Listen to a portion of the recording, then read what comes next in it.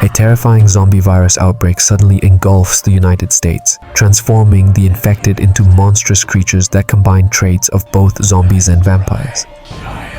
In the midst of the chaos, Martin and his family are forced to flee their city to survive. While Martin's father works on fixing their car, their dog starts barking wildly before bolting off.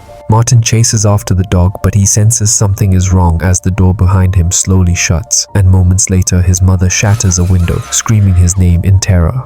Martin runs toward her, but before he can reach the house, a man tackles him to the ground. He hands Martin a gun and joins him in cautiously approaching the house. As the man scans the area, Martin hears a strange sound and follows it, only to find his mother's lifeless body. Just nearby, he sees his father, bitten to death by the zombie. Suddenly, the zombie appears in front of Martin. He fires his gun, while the stranger pins the creature to the hood of the car and drives a metal rod through its heart. But the horror doesn't end there. Martin's father, having been bitten, is moments away from turning into one of the infected. Without delay, the man pushes Martin aside and ends his father's life before the transformation completes. Now orphaned, Martin follows the man, who introduces himself only as Mr. Together, they set off on a long, dangerous journey toward the northern regions, hoping to find safety. The virus continues spreading across the country, leaving chaos in its wake. Thankfully, like vampires, the infected burn to ash when exposed to sunlight, making daytime a brief window of safety. Over the following months, Mr. trains Martin in survival, teaching him hand-to-hand combat and how to apply those skills in real situations. Each time they kill a creature, they pull out its teeth, which have become a valuable currency in this new world, more useful than cash. They use them to trade for supplies at survivor outposts. Once restocked, the pair continue their journey. Along the way, they come across a nun being hunted by a group of violent men. In this lawless post-apocalyptic world, humans' cruel nature often poses a greater threat than the infected, and Mr. despises predators like these. He knocks one man down and stops the other with a well-aimed shot, then finishes him off with a knife. Though shaken, the nun has no choice but to join them. Later, drawn by the sound of a crying baby, the trio approaches a tent where they discover corpses scattered everywhere. But when they approach the stroller, they realize it's a trap. They're captured by a ruthless group known as the Brotherhood. The two men Mr. had previously killed were the sons of the Brotherhood's leader Jebediah, who now seeks revenge. Jebediah spares Martin and the nun, recognizing their potential value, but Mr. is condemned and he's thrown into a pit filled with zombies. Unarmed and alone, survival seems impossible, but Mr., hardened by battle and years of survival, manages to kill all the creatures. Meanwhile, Martin and the nun face their own horrors. Jebediah uses the nun for his twisted desires, while Martin is forced to work as a servant, performing chores around the camp. But one day, while sent to fetch water, Martin sees his chance and escapes. He survives the night and eventually finds Mr.'s car, but the door is locked. Worse, he spots a monster approaching from the shadows. Just as it lunges, a hand grabs Martin and yanks him into the car. It's Mr., alive after all. He climbs into the driver's seat and starts the car, ramming the creature and knocking it aside. They drive until sunrise before stopping to rest and treat their wounds. Not long after they resume their journey, they encounter a young woman hitchhiking. Mr. wants to leave her, but Martin convinces him otherwise and they allow her to join them.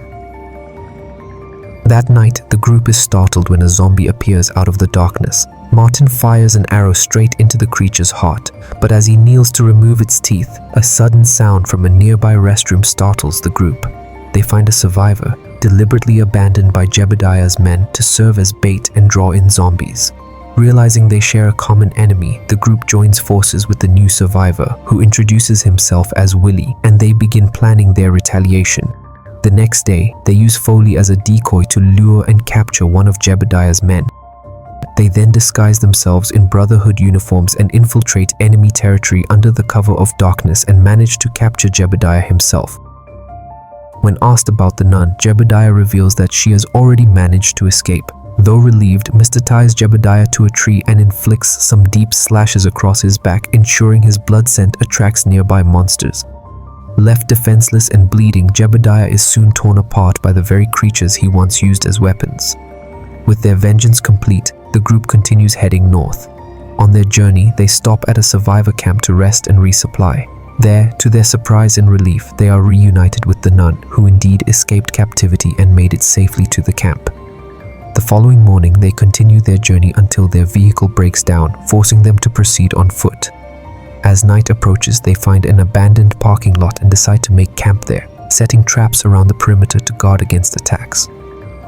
That night, the traps begin to snap, forcing the group to quickly gather their weapons and prepare for a fight. Soon, zombies emerge from the shadows, forcing them to retreat into a nearby cornfield with the monsters in pursuit.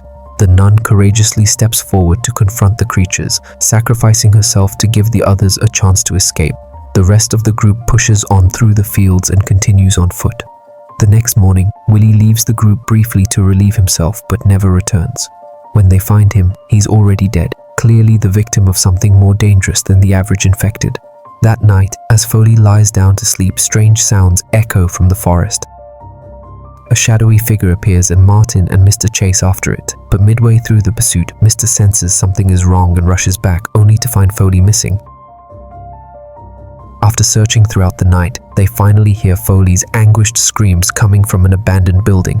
Knowing it's likely a trap, Martin rushes in with his shotgun. He finds Foley alive but brutally tortured. Just as he moves to save her, he's ambushed by Jebediah, now transformed into a powerful, intelligent monster. Jebediah, now a creature of immense strength, has retained his human intelligence, making him far more dangerous than the average zombies.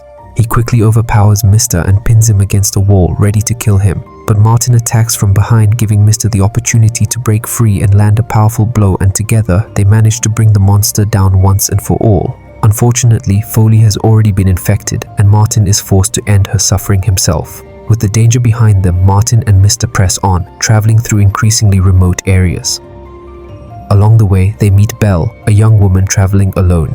Over the following days, Martin and Belle grow close, forming a deep emotional connection. Realizing that Martin has grown into a capable, resilient survivor, Mr. chooses to leave the group, confident that Martin can now forge his own path.